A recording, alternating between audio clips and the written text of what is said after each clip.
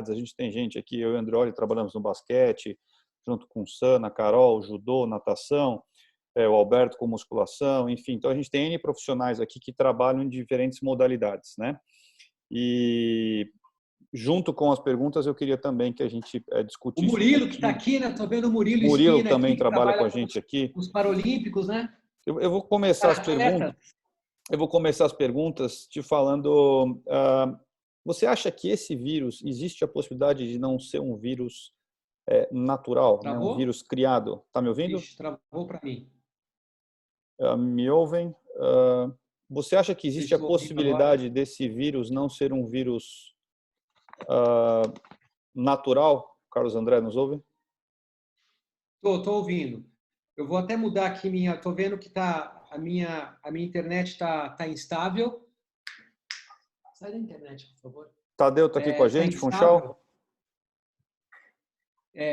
Existe um histórico aí, a Lara, minha docente, a Lara que é docente da geriatria, está até aqui, estou vendo ela aí. Obrigado, Lara, pela participação. A Lara adora esse tema, tem sido estudado, né? Parece que essa história de ser um vírus que faz parte de uma guerra fria, isso é bobagem, né? Eu acho que tem aí alguns históricos que existiam aí pesquisas com coronavírus e que talvez possa ter tido algum acidente aí de ter escapado isso, enfim, existem algumas coisas, mas eu confesso a você que eu não me aprofundei muito nisso, né? Mas o fato é que é um vírus novo, né?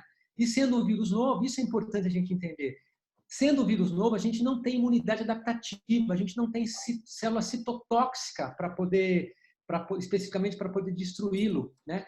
E o fato de que dos 100% que tem a doença, 85% ir bem, isso fala a favor disso, né? Quem não vai bem são os indivíduos que têm dificuldades em ter uma resposta inata e uma resposta dependente de linfócitos, que é a resposta adaptativa, adequadas, né?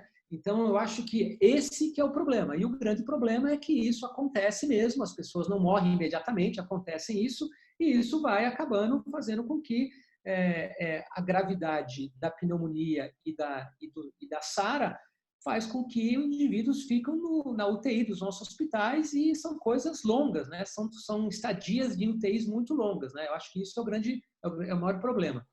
Acho que você participou já de... Alberto, fica à vontade. Não, fica à vontade. Eu ia entrar na fila de perguntas aí, não sei se você vai mais alguma. Para a gente linkar com... Claro, fica com o Carlos, por favor. Eu vi que a Lara aqui, que é a docente da geriatria, ela desbloqueou o microfone dela. Eu acho Lara, que ela quer por falar favor. alguma coisa sobre isso aí. Lara, pode falar, por favor.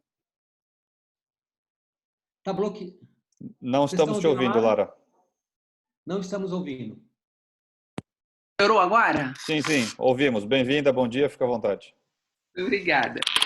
Então, nós temos 7 coronavírus que infectam humanos. 4 desses a gente diz que são bonzinhos, mas eles são uns bonzinhos mais ou menos. Imagina-se que em torno de 0,5% a 2,5% das pneumonias comunitárias do mundo são causadas por esses 4 coronavírus benignos. Os 3 agressivos é o que causou em 2002 a SARS, 2012 a MERS e agora o SARS-CoV-2 com a Covid-19. Tudo que eu tive agora num curso da pós do pessoal de molecular, da genética, então de um monte de virologista, imunologista. Então, assim, tudo que se buscou e que se encontra, não tem nada sério para imaginar que isso seja uma arma química. E ele tem um genoma muito parecido com o vírus que infecta os morcegos. Provavelmente tem um hospedeiro intermediário aí. Acha-se que é o pangolim, que é um animal que está em extinção lá no sul da Ásia. Mas poderia ser tartaruga, por exemplo, né? Mas nada indica que seja algo proposital. Tá, eu ia linkar aqui com o Tadeu, que é médico do maior time de futebol da história da humanidade, São Paulo Futebol Clube. Como é que você tem visto isso daí no futebol profissional? Acho que uma discussão que a gente tem tido no basquete, em outras modalidades, volta, não volta. Cada semana que a gente fala do corona tem novidade, né? A gente vê que a gente não sabia nada, acha que está sabendo e semana que vem vai continuar sem saber nada. Como é que vocês estão tendo essas discussões? Eu sei que você tinha uma reunião hoje com a diretoria lá do São Paulo. E aí, atualiza a gente nisso aí, Tadeu. Bom dia, bem-vindo. Funchal também está bastante atualizado com relação a isso. Funchal não se conectou. Tiver aqui, dá um bom dia, Funchal. Não te vimos ainda. Não, estou aqui sim. Falou há pouco aí. Grande amigo. Primeiro, eu parabenizar o Carlos André, que tudo bem que é um grande amigo nosso, mas foi uma aula excelente, linda, lindos slides, esclarecedora e ajudou bastante. Eu tinha levantado alguns artigos também, iguais aos que ele mostrou, mas foi uma aula fantástica. Parabéns, Carlos André. Lara, pangolim é um tipo de um tatu, né? Eu li isso também. Tipo de um tatu que tem na China que eles comem e pode ser ele o intermediário entre o morcego e o ser humano. Mas então, no futebol a coisa está super complicada, que é a área que eu conheço melhor. Os próprios atletas estão bastante inseguros, né? Eles, dos que eu falei, metade mais ou menos não está ansioso pelo retorno do jeito que estão comentando, né? Tá tendo alguns movimentos, por exemplo, o campeonato holandês, ele terminou. Quem foi para a Champions foi o Ajax e um outro clube, eu não me recordo o nome agora. O próprio Ajax retornou há uns 4 dias às atividades. Eu falei com o médico de lá, o Nils, é um cara super legal, publica bastante também, e ele falou que eles estão fazendo um trabalho com um retorno com 3 profissionais por campo, com um preparador físico. E toda aquela estrutura de fora, que isso nós temos feito também nas nossas reuniões de São Paulo, de como vai ser toda aquela estrutura fora do campo, né? Os jogadores devem chegar com a sua própria roupa, eles não vão comer nada no clube, eles vão levar o Gatorade deles, a gente vai dar água e uma estrutura básica. Eles não vão utilizar vestiário, eles não vão ficar fechados dentro a mesma fisioterapia. A gente está programando um esquema que eles vão ficar separados em blocos, com lugar aberto. Tá tendo uma programação muito grande com relação a isso, de todos os setores. A gente fez um fluxograma, na verdade, de todos os setores. E aí o retorno, a gente tem sido falado que é um retorno chamado em 3 fases, né? Isso tem muito a ver com os testes também.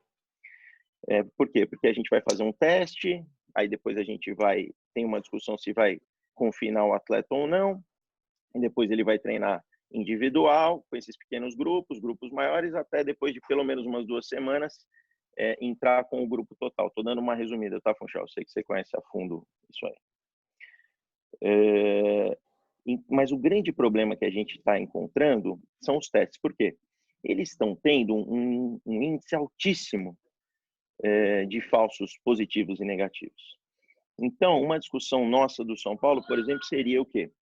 A gente pegar nossos atletas, nós temos um hotel em Cotia, onde funciona a base, fechar a base para o profissional, levar todos os nossos atletas para lá após a testagem, né? Então, a gente faria um drive-thru de testes, pegaria os resultados, pegaria todo mundo que tivesse, entre aspas, limpo e confinaria em Cotia. E aí montaria uma equipe externa, além dos atletas, também confinada lá, com médico, pessoal da cozinha, nutricionista, fisiologista, né? Toda a comissão técnica que nos rodeia.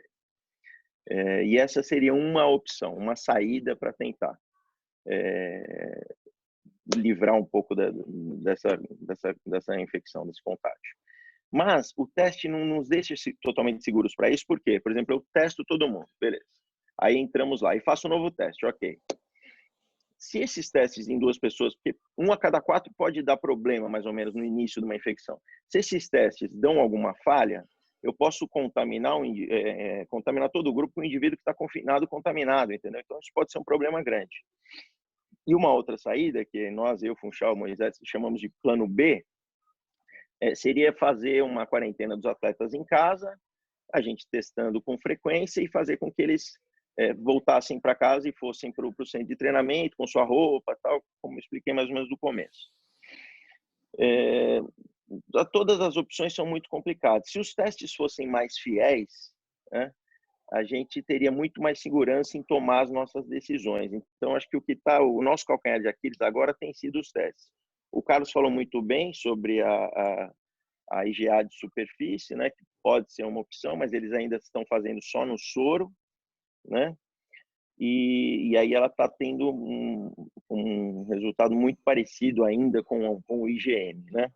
Sobre os testes, acho que o Funchal talvez possa falar melhor, né? Temos o RT-PCR, que não é o indicado para a gente testar em massa para quando eles não estão doentes. A gente faria a sorologia, e a sorologia nos traria um resultado aí do agudo e do crônico, né? Seria do IgM ou IgA e o IgG. E esse tem sido o nosso calcanhar de Aquiles. Então, no São Paulo, a gente está meio parado, os nossos atletas estão todos treinando, né? Eu trouxe até uns vídeos aqui, se depois eu conseguir transferir para a tela aqui, eu mostro para vocês, tem bastante vídeo deles, mesmo os machucados e os pós-operados, e os outros treinando sozinhos ou separados. E a gente tem acompanhado isso, tem falado com eles com frequência, né?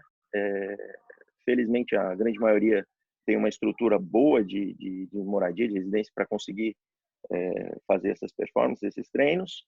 E alguns têm personagens também, então a gente cruza com os nossos preparadores físicos e dessa maneira vamos fazendo um acompanhamento aí semanal, ou 2 vezes por semana, conversando com todos.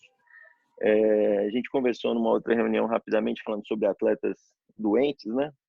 Eu tive o Alexandre Pato, onde a gente foi o primeiro testado nosso, onde o teste foi negativo e a gente fez todo um perfil viral para ele. E eu tô com um atleta internado, não está mal, está bem, ele internou anteontem e hoje deve sair o resultado do teste dele, ainda não saiu, tá? Por isso que saindo eu te aviso, Funchal, a gente contabiliza os nossos dados aí. Mas é uma suspeita, ele está internado com suspeita do coronavírus. E para o pessoal do basquete, o Andreoli, o Paulo, todo mundo, o meu primeiro atleta com o Covid positivo foi um atleta do basquete, né? Um fisioterapeuta me ligou, passou o quadro dele, um quadro meio inespecífico, mas começou a ter dor torácica, eu liguei para ele e falei, olha, vai até o hospital, a gente faz uns exames, pelo menos ver como você está, ele estava com um pouquinho de tosse, uma febrinha aí. Quanto tempo atrás, Tadeu? Há quanto tempo isso? Foi uma rodada antes da NBB parar. É o Mike, né? Sim. Vocês devem ter visto.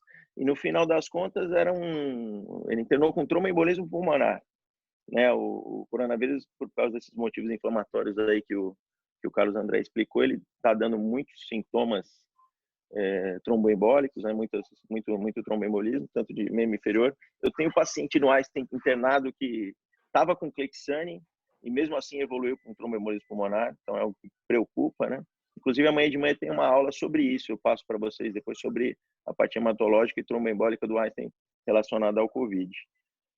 Acho que, falando de início, é mais ou menos isso aí que a gente está passando. Eu queria que o Funchal complementasse e a gente vai discutindo junto. Ô Funchal, a Sana pergunta aqui, ela disse que ontem teve uma decisão do STF dizendo que qualquer profissional que adquira o STF vai ser considerado como uma doença ocupacional, né? Então, linkando com isso que o Tadeu falou, como é que fica, então, para você hospedar esses jogadores, né? Normalmente eles dividem quarto, enfim, você vai ter que... Como é que você vai evitar contato?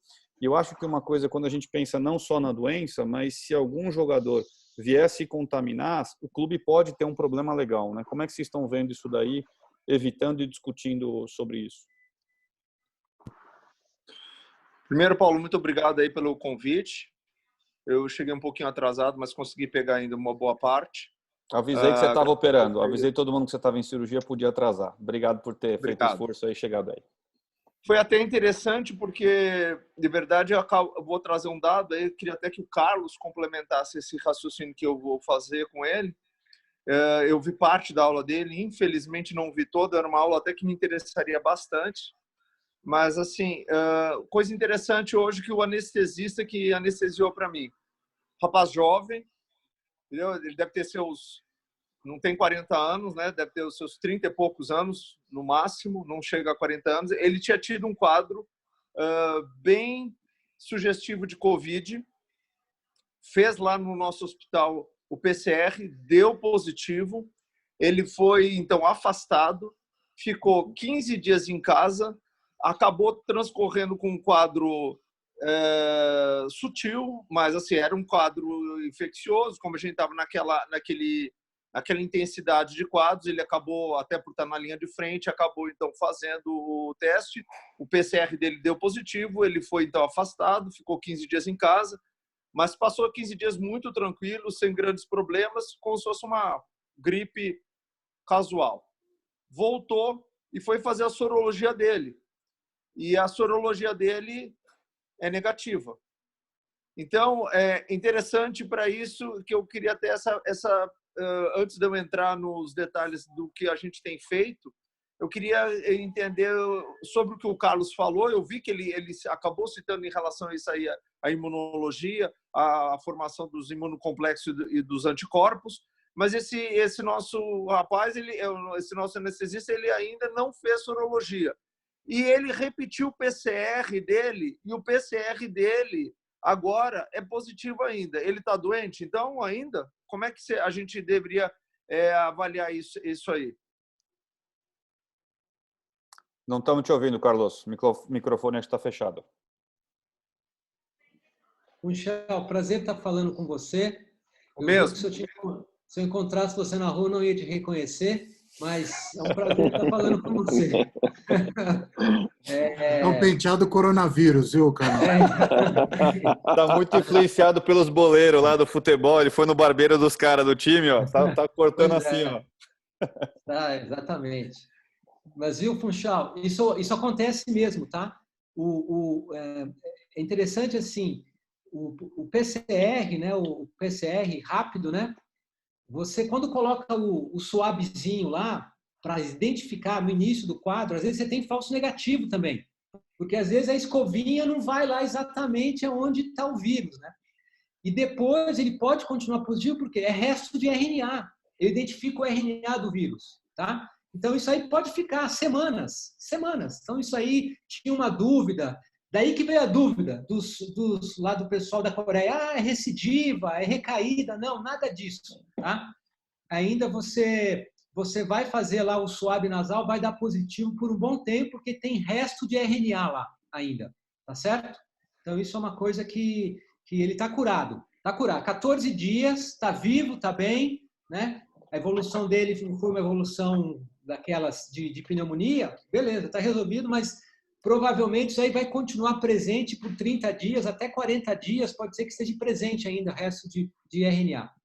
O problema dos testes rápidos de sangue, para identificar anticorpos, chamados anticorpos específicos, né, é exatamente isso que eu estava comentando, né?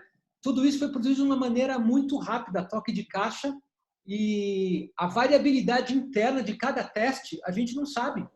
A gente não sabe o tanto que... tem duas coisas.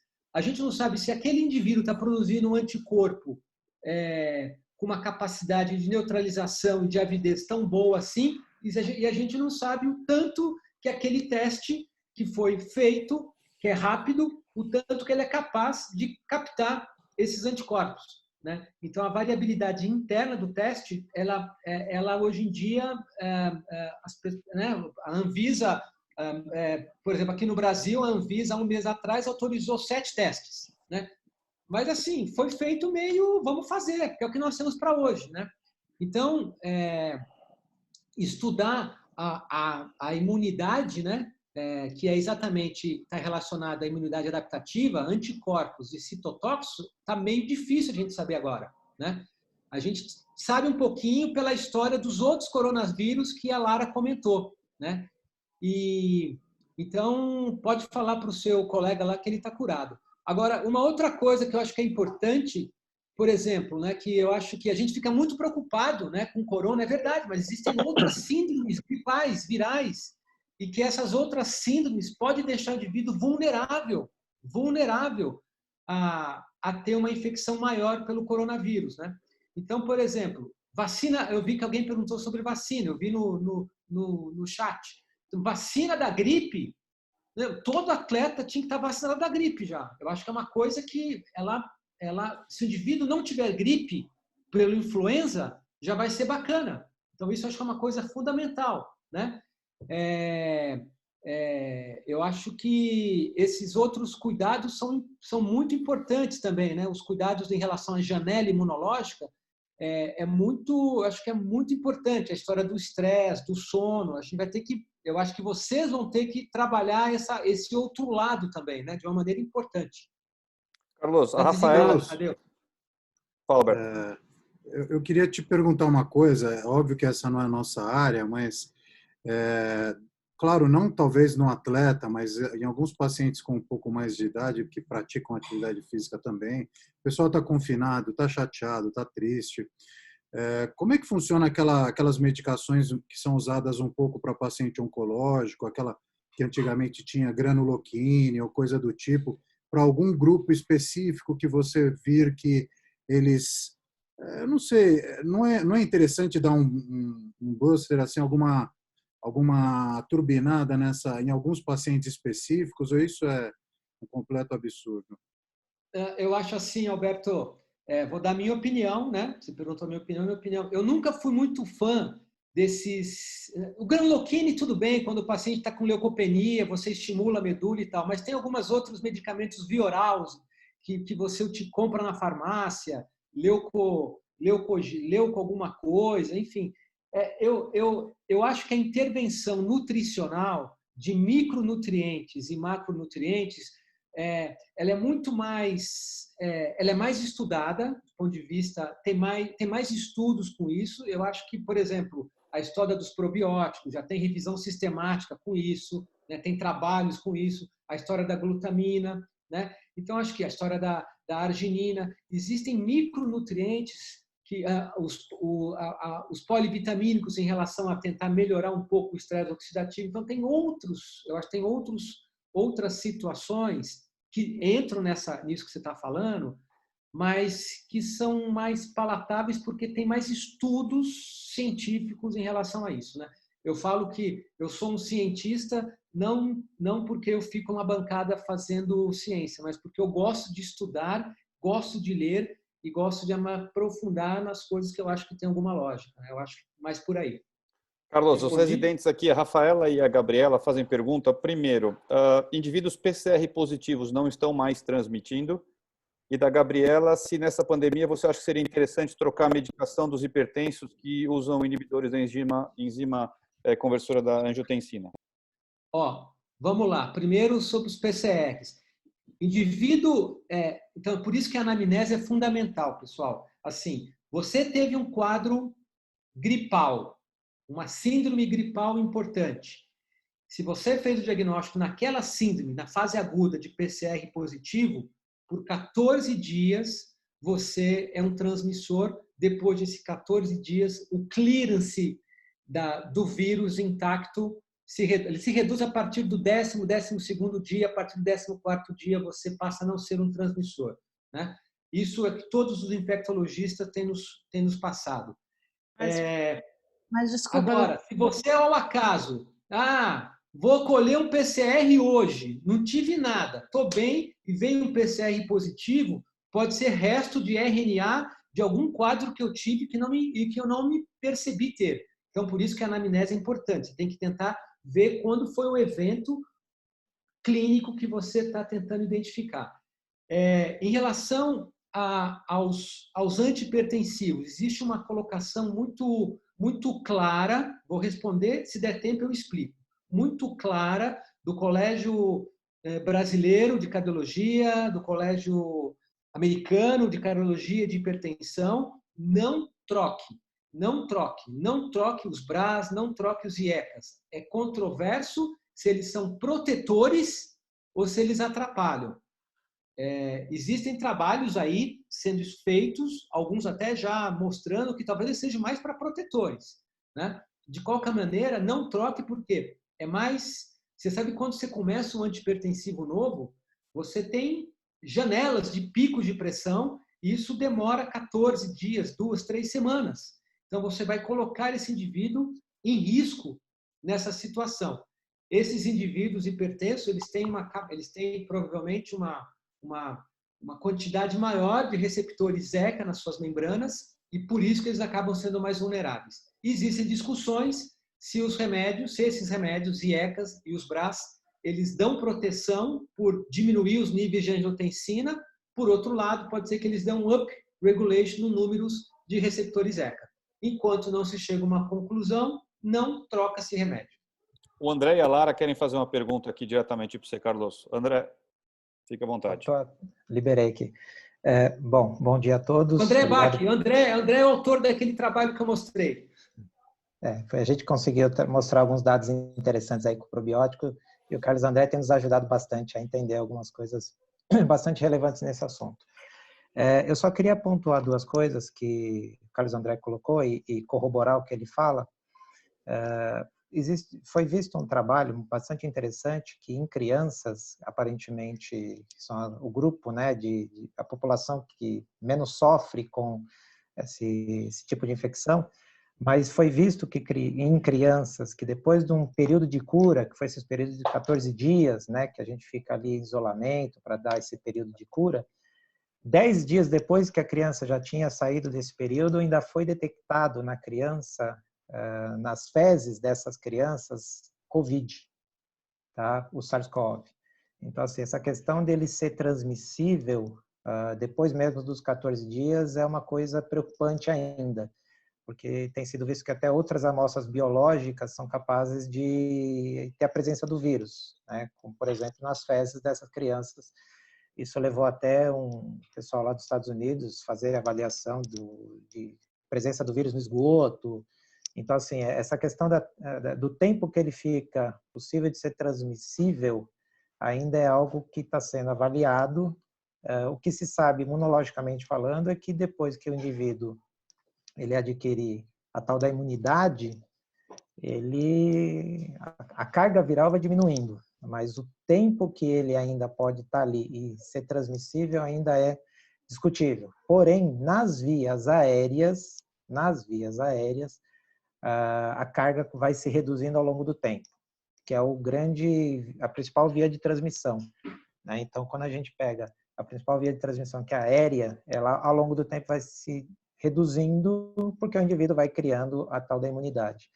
E com relação ao diagnóstico e até mesmo a proteção, o Carlos André acho que deixou bastante evidente aí na aula, parabéns, Carlos, pela sua aula, que a grande sacada talvez seja a IgA secretora. Por que IgA secretora? Acho que vocês conseguiram, deu para notar ali na imagem que ele coloca, que quando a gente fala de mucosa e resposta imunológica de mucosa, essa IgA de mucosa ela é produzida mais rápido do que qualquer outra imunoglobulina do nosso organismo. Então, talvez avaliações que possam ser feitas laboratorialmente, isso já está sendo colocado em discussão, talvez você conseguir fazer uma dosagem de uma IgA secretora específica para o COVID seja mais fidedigno para você conseguir ter um bom diagnóstico. Porque, às vezes, quando a pessoa faz a swab nasal, dependendo do local onde a pessoa faz a coleta, da maneira que a pessoa faz a coleta, às vezes você tem a questão de ter um falso negativo, que foi, acho que, talvez a questão do professor Tadeu. De você, de repente, ter um indivíduo que deu negativo, mas ele, na verdade, não é negativo. Ele já tem o vírus, mas a coleta, algo atrapalhou ali o resultado do PCR. A IgA não. A IgA salivar não tem como. Se você pega uma amostra de saliva e você tem IgA, ela vai aparecer. Então, isso talvez seja, está sendo discutido, talvez, a possibilidade desse tipo de diagnóstico entrar no mercado. De você com uma amostra de saliva, que é não invasiva, então você pode fazer uma coleta rápida, você não precisa ter contato com o paciente, você não precisa ter contato com o indivíduo, então o indivíduo, você deixa o tubinho de coleta de saliva, o indivíduo faz a coleta naturalmente, ele mesmo coloca ali na porta da casa, o indivíduo pode ir lá pegar essa amostra de saliva ou assim por diante e fazer o teste. E a dosagem talvez dessa IgA salivar possa ter uma confiabilidade maior para a gente conseguir fazer esse diagnóstico. Por isso que hoje a avaliação dessa IgA secretora, que é muito mais rapidamente produzida, coisa de 2, 3 dias você já consegue ter a produção dessa IgA porque ela é local. Ela não precisa do sistema completo, ela não precisa do corpo todo. Localmente a gente é capaz de produzir. Talvez seja algo que vá diferenciar daqui para frente, ou quando a coisa ficar mais bem entendida, o diagnóstico. porque aí esse diagnóstico dessa imunoglobulina pode trazer mais benefícios, e de uma maneira mais precoce, de uma maneira mais específica, de uma maneira que possa garantir que deu positivo, a pessoa está com Covid, mesmo sem sintoma. E aí você isola essa pessoa e acompanha ao longo do tempo para ver qual vai ser a evolução dessa doença. Então, acho que ficou claro na apresentação do Carlos, e isso ficou bastante, acho que assim, é uma coisa que está sendo colocada. E por fim, o último comentário, coisa que eu tenho conversado com o pessoal da virologia da USP, que a gente tem contato, e infelizmente, o que tem sido visto também é que existem alguns resultados que está dando reação cruzada com o teste para H1N1, tá? Para influenza. Não sabe ainda a questão, por que isso está acontecendo, mas pessoas que tomaram vacina para H1N1 estão dando positivo para Covid. Tá? E alguns testes para anticorpos. Entendeu? Então, assim, isso é uma coisa que quem está trabalhando na linha de frente com diagnóstico estão repensando algumas coisas, porque tem uma reação cruzada e a pessoa que tomou vacina para H1N1 está dando positivo para Covid. André? Isso aí vai ser discutido depois com mais detalhes. Oi, Tadeu. Aproveitando a sequência, tudo bem, André? Uma discussão que está havendo também para nós é colher o teste no sangue ou fazer a ponta de dedo. Existe a tendência que o sangue tem um índice menor de falsos negativos, né? O que você pode falar sobre isso, por favor, querido? Quando você faz a coleta, Tadeu, de sangue, tá? Quando você consegue fazer a coleta no tubo de sangue, você tende a garantir uma maior quantidade, vamos dizer assim, de material para você trabalhar, tá? Quando você faz a ponta de dedo, e a ponta de dedo você vai ali e coloca sobre o sabonetinho, uma coisa que é importante, assim, e isso também está relacionado a você ter uma quantidade de falsos positivos e falsos negativos aí, que a gente está vendo que existe no mercado, é que tipo de proteína você tem ali naquele sabonetinho. Qual é o antígeno que está lá, tá? Porque, assim, os vários trabalhos que estão sendo publicados, eles tentam trabalhar com pelo menos 3 diferentes proteínas do SARS-CoV, tá? Do SARS-CoV. Para quê? Para a gente tentar ter uma gama maior de resultados que possa garantir um real resultado. Então, assim, quando você faz, só para te dar uma ideia, quando você faz o sabonetinho, em geral, você vai ter a possibilidade de cada empresa trabalha eventualmente com um tipo de antígeno, tá? Ou é a molécula M, ou é S, ou é N. Em geral, são essas 3. S, N, M, tá? Do SARS-CoV. E que ele vai colocar ali no sabonetinho. Então, na hora que você põe a pontinha de dedo, que é uma quantidade mínima de sangue, para reagir com um determinado tipo de antígeno, isso às vezes pode, então, não ser tão específico, e aí você conseguir pegar, então, esse diagnóstico. Quando você tira uma amostra de sangue, você vai para um laboratório fazer, por exemplo, um ELISA, em geral, o teste de ELISA, você tem uma quantidade maior de material, porque você tem uma amostra maior de sangue, e no ELISA existe a possibilidade de você trabalhar com diferentes antígenos. Então, se eu estou respondendo bem ao antígeno N e não ao antígeno M, por exemplo, o ELISA vai me detectar isso, ou a quimiluminescência. Então, o teste de ELISA, por eu conseguir trabalhar com uma gama de antígenos maiores relacionados a esse tipo de problema, esse tipo de doença, isso pode me favorecer eu conseguir ter um bom diagnóstico. Qual é o problema? Existem poucos testes de ELISA ainda no mercado. O teste rápido, sabonetinho, você tem várias empresas que já estão produzindo e colocando no mercado, né? O teste de ELISA ainda não tem muita empresa produzindo, tá? Existem algumas empresas que já estão liberando, mas tem todo um teste, todo tempo de validação, tempo de você realmente comprovar se aquilo é real. Então, assim, para te dar uma resposta bastante objetiva, tem que tomar, assim, a ponta de dedo, ela é legal? É legal com um teste rápido quando você tem condições de ter um indivíduo que já tem bastante anticorpo contra aquele determinado tipo de antígeno. Aí você vai ter um bom resultado, tá? Se você não tem possibilidade de ter um indivíduo com uma grande quantidade de anticorpos para aquele determinado tipo de antígeno, né, que está ali no sabonetinho, o ideal, então, é você partir para um teste de ELISA, um teste laboratorial um pouco mais refinado para garantir o resultado. Basicamente, agora sim, se você que está pensando em tempo, Tadeu, e aí eu acho que o tempo é fundamental para vocês, já está sendo colocado no mercado, já está sendo discutido de colocar no mercado teste de IgA salivar para COVID. E eu acho que isso vai fazer grande diferença quando a gente pensar em diagnóstico precoce para o COVID daqui para frente. Porque a saliva, se tem. A gente tem uma boa quantidade de IgA na saliva. Então, se está sendo produzido e colocado na saliva, a gente vai poder detectar isso rapidamente. Obrigado. Tá? Obrigado. Agradeço as explicações aí do André. Aí eu vou passar, Carlos, se você puder responder a pergunta dele, da Lara, e fazer as considerações finais. A gente já passou de 1 hora, é mais ou menos o tempo que a gente tem. Fique à vontade, por favor, Carlos. Tá. Eu queria só saber a história do IgA, uma perguntinha rápida, André. A IgA salivar, ela realmente começa precocemente, antes da IgM, um pouco, uns 2, 3 dias, né? Serve para o diagnóstico agudo, né? Da fase aguda. Mas fase aguda, né? Ela permanece, esse antígeno permanece ainda por quanto tempo? Você está falando o anticorpo ou antígeno? Desculpa, Carlos. Desculpa, anticorpo. A IgA né? Superfície nasal. Você fez lá de superfície nasal. Forever. Forever. Tá. Você continua. Você não vai deixar, ela não vai ter. Você cria memória. Então, assim, você mantém a atividade dela por um tempo assim, vamos dizer, forever, porque você é capaz de estimular linfócitos B a se tornar efetores, a virar plasmócitos, e você também consegue ter a produção de memória. Então, assim, a proteção que você vai ter de mucosa, ela vai ser garantida por um longo tempo. Tá?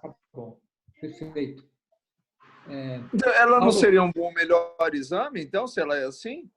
Porque o que tem se dito, pelo menos o que eu tenho estudado ali, é que a IgA, na verdade, como ela era para a fase mais aguda, ela, na verdade, ela não seria o melhor diagnóstico. Depois a gente veja, se o indivíduo realmente ficou curado. Tá certo ou tá errado? O IgG e IgM seria melhor para isso daí. Estaria errado ou não?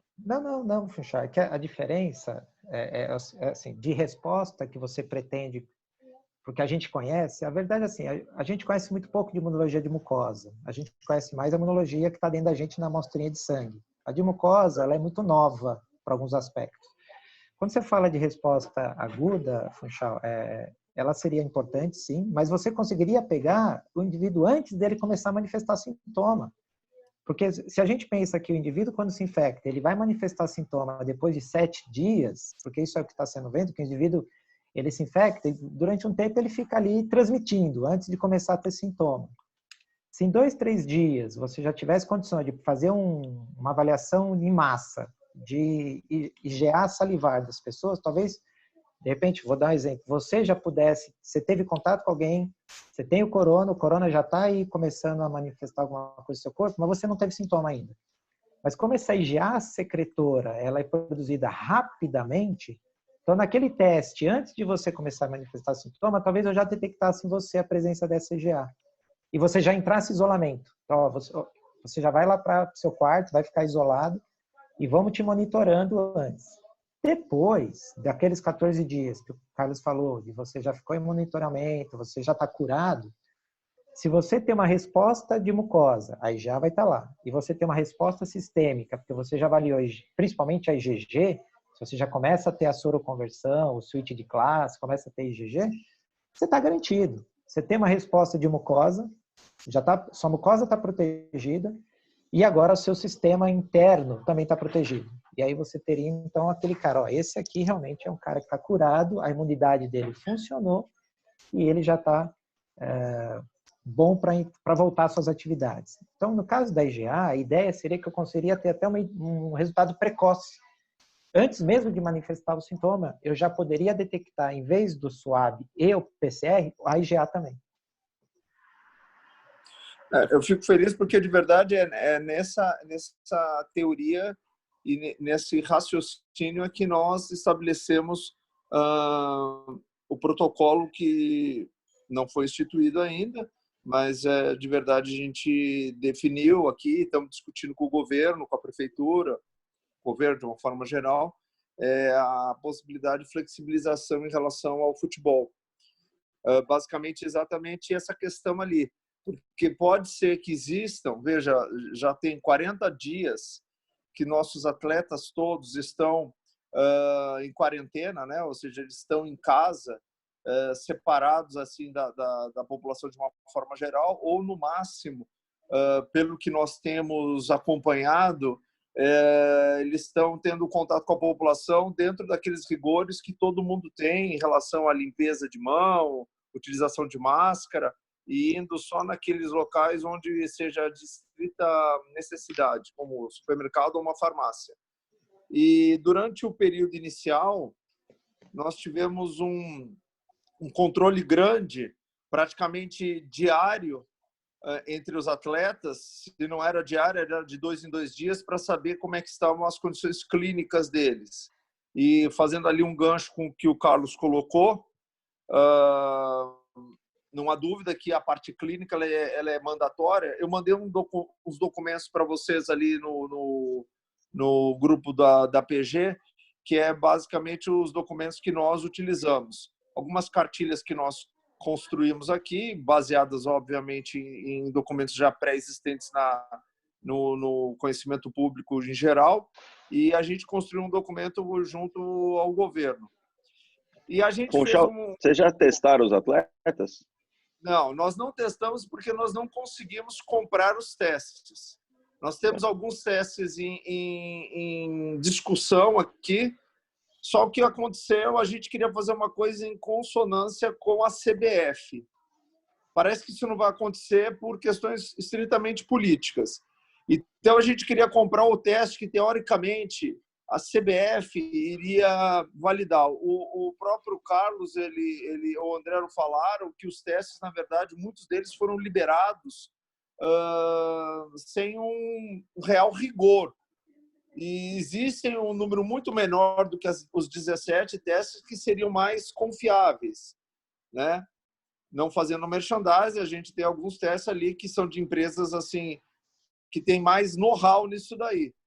E parece que são testes melhores na questão dos falsos negativos ou até o próprio falso positivo. Mas o falso negativo que é o principal.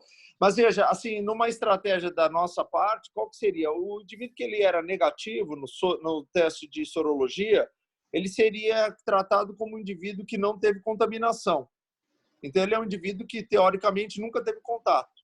Agora, o indivíduo que fosse positivo, IgG e IgM positivo, esse indivíduo, na verdade, seria aquele paciente que já teve a doença e mesmo que ele não tenha tido nenhum quadro clínico, ele pode ter sido aquele indivíduo que adoeceu, como o Carlos colocou ali na aula dele, assintomaticamente. Ou como o próprio exemplo que eu dei para vocês hoje do anestesista, que ele teve quadro clínico, fez PCR, deu positivo, ficou em quarentena, melhorou completamente, está totalmente são, fez sorologia e a sorologia dele ainda não positivou. E ele tem PCR positivo ainda, mas ele não tem quadro clínico nenhum. Ele teve nos 2 primeiros dias. E hoje mesmo eu conversei com ele, ele falou assim, ele estava falando assim, olha, eu tive um quadro clínico de uma gripe. Como a gente está nessa coisa, eu nunca teria feito um teste desse. Fui lá e fiz. Quando veio positivo, eu fui afastado. Ficou 15 dias em casa. Sendo que ele falou que no 3º dia ele já estava completamente perfeito. Pessoal, agradeço aí a participação de todos. A gente já extrapolou bastante o tempo aqui. André, excelentes considerações aí para complementar a aula brilhante do Carlos. Vou pedir para o Carlos e o Alberto fazerem suas considerações finais. Terça-feira, 11 horas, reuniões da Medicina Esportiva, todos convidados, tá bom? Carlos, mais uma vez, obrigado. Fique à vontade aí para fazer suas considerações finais e agradeço a presença de todos. Alberto também, por favor. Só mais 15 minutos de considerações finais. Não, muito obrigado, pessoal. Muito obrigado aí pela atenção e pela participação de vocês até agora. É um assunto fascinante, porque é um assunto novo, né, que está emergindo aí, né? Não, parabéns, Carlos, parabéns aí o Tadeu e o Funchal pela participação. Eu não sei se o Beno quer finalizar alguma coisa, eu vi que ele está aqui, mas tranquilo, se ele não quiser falar nada, por mim tá encerrado, Paulo. Ótimo, nos vemos então na terça-feira que vem, 11 horas, pessoal, um abraço. Lembrem de fazer a inscrição antes, que facilita bastante, tá bom? Todo mundo convidado, excelente reunião, Carlos. Abraço a todos. Saúde aí. Boa semana.